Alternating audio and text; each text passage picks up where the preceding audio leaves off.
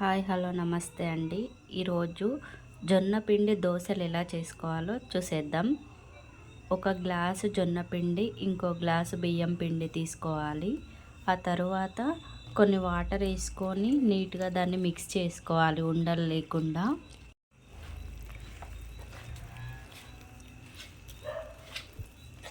కరెక్ట్గా మన దోశ పిండి బ్యాటర్ ఎలాగుంటుందో దానికంటే కొంచెం పలచగా చేసుకోవాలండి.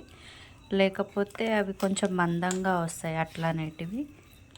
కావాలంటే ఇందులో కొన్ని అటుకులు కూడా మిక్స్ చేసుకోవచ్చు అండి, మిక్సీ బట్టి ఇంకా మంచిగా వస్తాయి. ఇలా వేసినా కానీ బాగానే వస్తాయి.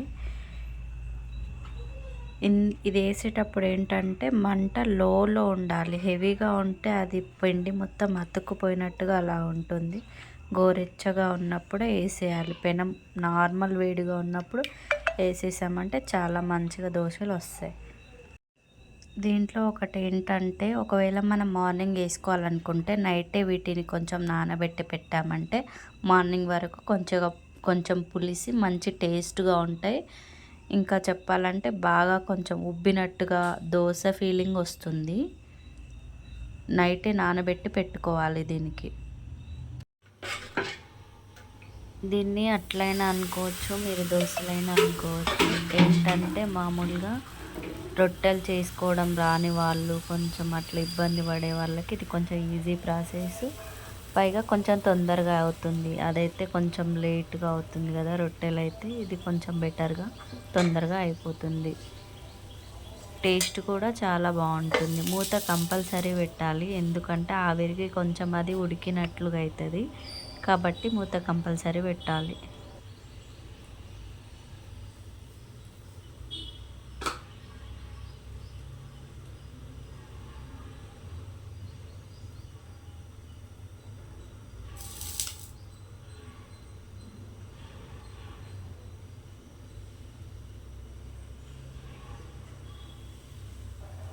మూత పెట్టిన తర్వాత ఒకసారి ఓపెన్ చేసి చూడండి. అది వేసినప్పటికీ ఇప్పటికీ కొంచెం ఉడికినట్టుగా, కొంచెం అలాగా కొంచెం హోల్స్గా ఉంది.